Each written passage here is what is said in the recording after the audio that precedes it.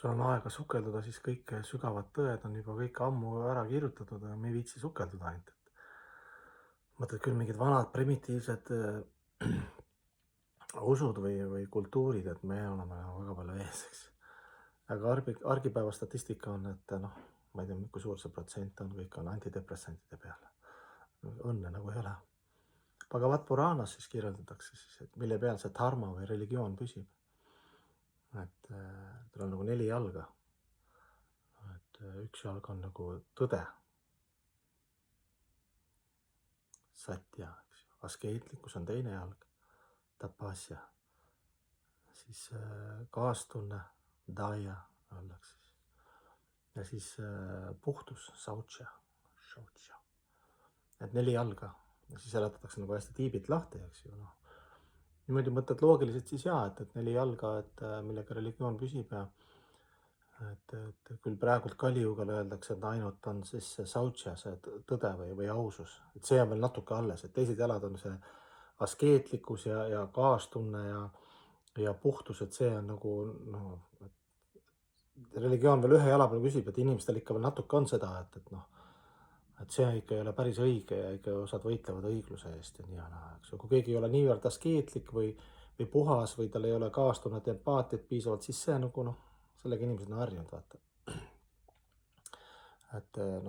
Aga niimoodi edasi nagu ei saa minna ühiskond, et ühiskond toetub just kaama kire peale ja tehnokraatiale ja tehisintellekti ja selle peale, et see viib nagu edasi, aga tegelikult ikkagi hoiab alal. See õnnetunne ja harmoonia loodus ja kõige kõrgema annab ikkagi dharma, eks ju, või see religioon või siis need 4 jalga. Ja kui me niimoodi mõtleme ka, siis missugused siis harjumused või omadused siis lõhuvad seda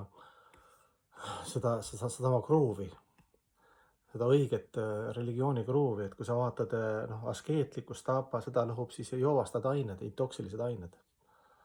Et see lõpetab kohe askeetlikkuse ära, väikse lonksu veel, Siis kaastunne on see, et me ei näe, tapamajad loomad, eks õed ja vennad, suvaliselt tapame need, retsime neid keemiat täis, eks, kuidas me need hoiame ja siis sööme. Süüa loomi võib, kui ei ole muid variante. Pühakirjas ka öeldakse, kui on nagu võimalus ilma nagu nende retsimiseta nii keemiliselt kui füüsiliselt ja psüühiliselt nende, kes on meie õed ja vennad, et siis see ka tapab inimesest kaastunde, tundlikkuse, empaatia nagu. Tõde on hasartmängud, eks. Kogu see materiaalne maailm, kaupmeeste hasartmängud, et sina mulle, mina sulle käsimeest kattedega, seal mingit ausust nagu ei ole, aga ikkagi inimesed nagu väga suur, mitte ma ei tea, suur või väike protsent, ma ei tea, protsenti ikkagi, kes võitlevad ikkagi aususe ja nende teiste jalgade eest ka, eks ju.